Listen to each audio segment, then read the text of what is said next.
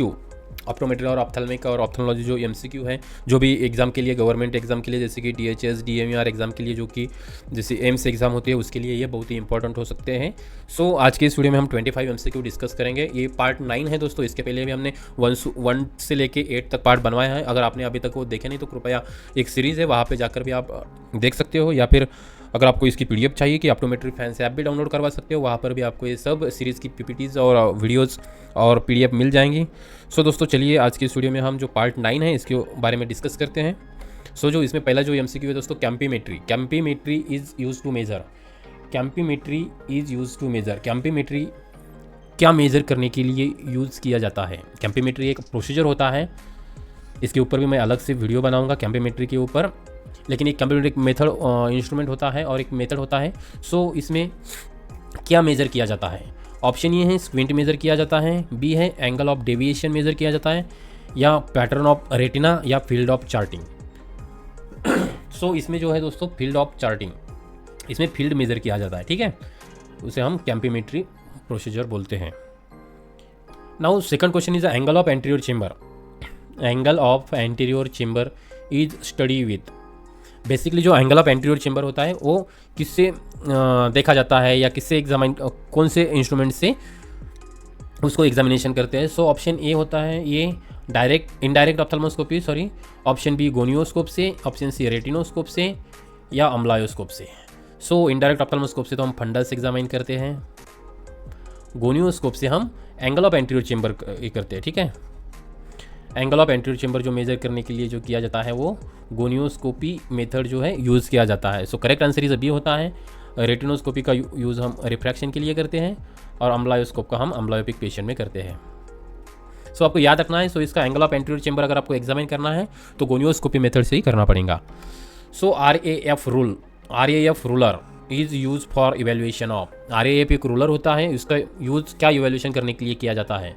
So option A के ये heterophoria, option B convergent and accommodation, option C field of vision, या intraocular pressure. So RAF ruler का जो use होता है वो कन्वर्जेंस एंड अकोमोडेशन मेजर करने के लिए, या इसका इवेल्युएशन करने के लिए इसका यूज़ होता है, ठीक है। नाउ मैडॉक्स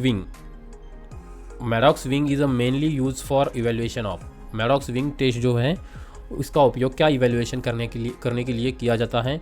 सो ऑप्शन एक ये है हेट्रोफोरिया, हेट्रोट्रोपिया, पैरालिटिक स्क्विंट, या all.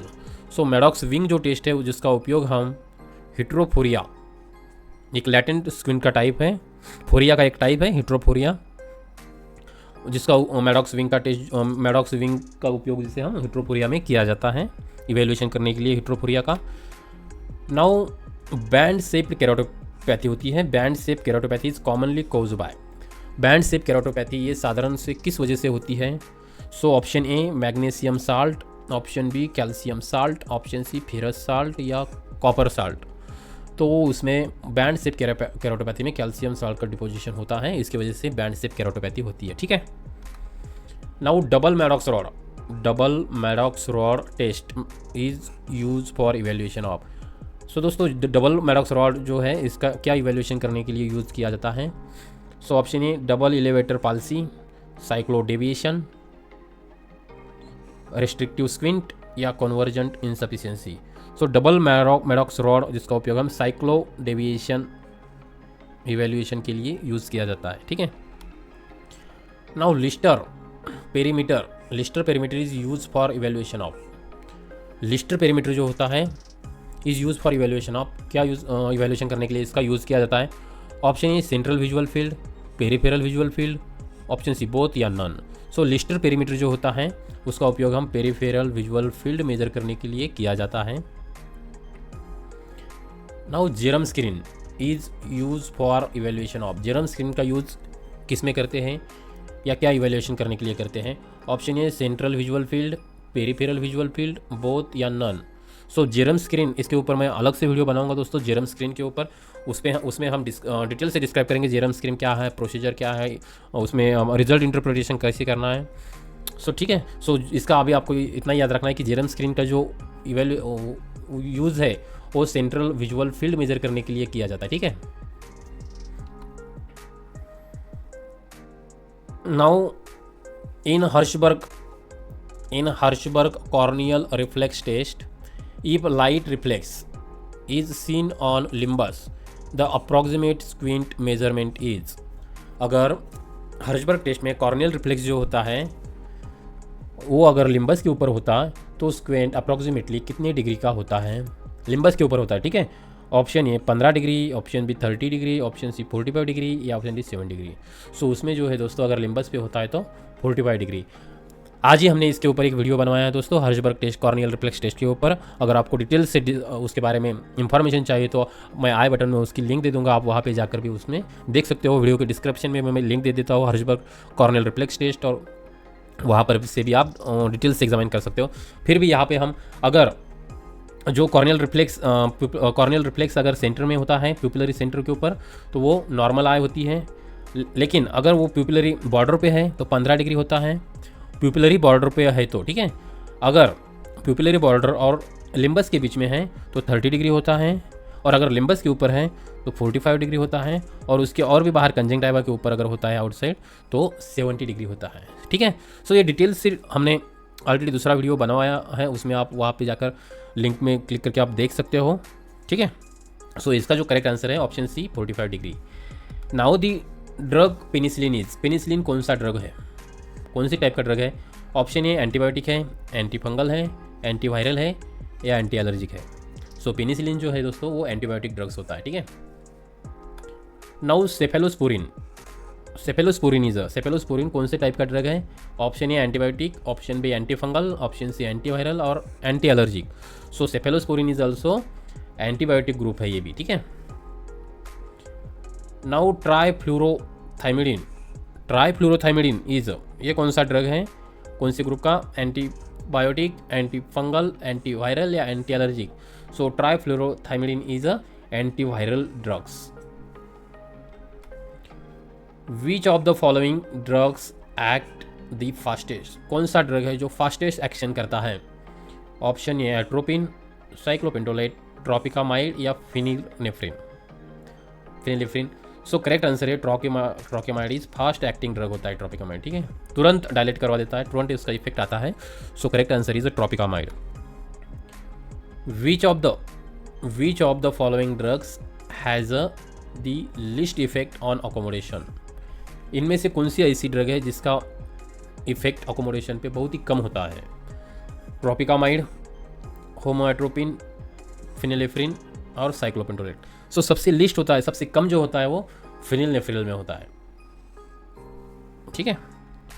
Now the which of the following drugs could raise blood pressure, इनमें से ऐसी कौन सी ड्रग्स है जो जिसकी वजह से ब्लड प्रेशर रेज होता है। Option A atropine, cyclopentolate, tropicamide या फिनिलेफ्रिन। सो करेक्ट आंसर है फिनिलेफ्रिन, इसकी वजह से ब्लड प्रेशर रेज होता है, बढ़ता है। Miotic are also known as, miotic drugs को और दूसरा नाम क्या है। Option A parasympathomimetic, sympathomimetic, parasympatholytic और sympatholytic. So correct answer is miotic drugs को और भी पैरासिम्पैथोमाइमेटिक ड्रग्स का भी कहा जाता है। Now hyper osmotic agent will, अगर कोई हाइपर ऑस्मोटिक एजेंट यूज़ करता है तो उसकी वजह से क्या होता है। हाइपर ऑस्मोटिक एजेंट की वजह से रेज आईओपी बढ़ जाता है, लोअर आईओपी कम होता है, नो इफेक्ट ऑन आईओपी कुछ नहीं होता या नन। सो अगर हाइपर ऑस्मोटिक एजेंट कोई लेता है तो उसकी वजह से इंट्राओकुलर प्रेशर लो होता है, ये ग्लोकोमा की पेशेंट में उसका ट्रीटमेंट दिया जाता है, ठीक है। नाउ द बीटा ब्लॉकर, ये भी एक एंटी बीटा ब्लॉकर जो होते हैं वो एंटी ग्लोकोमा ड्रग्स का एक टाइप होता है, उसका एक ग्रुप होता है beta blocker. Lower the IOP by, beta blocker जो ग्रुप है वो इंट्राओकुलर प्रेशर कैसे कम करता है, आईओपी यानी intraocular pressure. So option A decrease trabecular outflow, B increase trabecular outflow, increase uveoscleral outflow या डिक्रीज एक्वेस प्रोडक्शन। सो जो beta blocker होते हैं वो एक्वेस प्रोडक्शन जो करता है सिलेरी बॉडी, उसका प्रोडक्शन ही कम करता है, और प्रोडक्शन कम होने की वजह से आईओपी कम होता है, ठीक है। So option D is the correct, decrease aqueous production. Now which of the following is not a beta blocker, इनमें से इन ड्रग में से कौन सा बीटा ब्लॉकर नहीं है, ठीक है।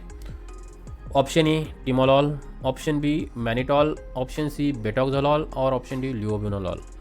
सो ये भी एंटी ग्लोकोमा ड्रग है, ये नहीं है मैनिटॉल, मैनिटॉल नहीं है, ऑस्मोटिक एजेंट है, ठीक है। बाकी सब एंटी बीटा ब्लॉकर है, लेकिन ये सिर्फ ऑस्मोटिक एजेंट होता है।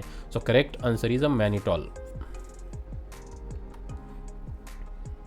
Treatment of choice for mycotic corneal ulcer. Mycotic corneal ulcer एक फंगल कॉर्नियल अल्सर होता है। सो माइकोटिक कॉर्नियल अल्सर अगर है तो उसके ऊपर क्या ट्रीटमेंट दिया जाता है? ऑप्शन ए सिप्रोफ्लोक्सासिन और साइक्लोविर, नेटामाइसिन या फिर डेक्सामेथासोन। ये एंटी फंगल है, इसी वजह से एंटी फंगल ड्रग्स ही चाहिए, तो एंटी फंगल इसमें से नेटामाइसिन है, ठीक है। So correct answer is a natamycin. Dexamethasone is dash dash corticosteroid. Dexamethasone एक कैसा स्टेरॉइड है? Option A short acting, intermediate acting, long acting और it is a non steroidal. So dexamethasone एक स्टेरॉइडल ड्रग है, कॉर्टिकोस्टेरॉइड ड्रग है, जिसका जो कि है वो लॉन्ग एक्टिंग ड्रग होता है, ठीक है। Option C is the correct. Now prednisolone is a dash dash corticosteroid. Prednisolone कैसा स्टेरॉइड है? Option A short acting, intermediate acting, long acting या फिर it is a not a steroid. So एक steroid है और वो है शॉर्ट एक्टिंग स्टेरॉइड, ठीक है। Side effect of corticosteroid. अगर स्टेरॉइड ड्रग अगर कोई यूज़ करता है तो उसका साइड इफेक्ट क्या होते हैं? ऑप्शन ए कैटरेक्ट हो सकता है, ग्लोकोमा हो सकता है, डिले वुंड हीलिंग हो सकता है। So option D is correct. ये सब उसमें कॉम्प्लिकेशन हो सकते हैं अगर बहुत ज़्यादा अगर कॉर्टिकोस्टेरॉइड ड्रग यूज़ किया जाता है, आई ड्रॉप्स अगर बहुत बार यूज़ किया जाता है, सो ये सब उसमें कॉम्प्लिकेशन होते हैं। नाउ फ्लोरबायोप्रोफेन। फ्लोरबायोप्रोफेन क्या है?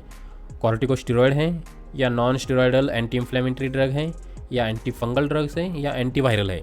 सो फ्लोरबायोप्रोफेन जो है NSAID जिसे हम बोलते हैं NSAID, ये non steroidal anti inflammatory drug होता है।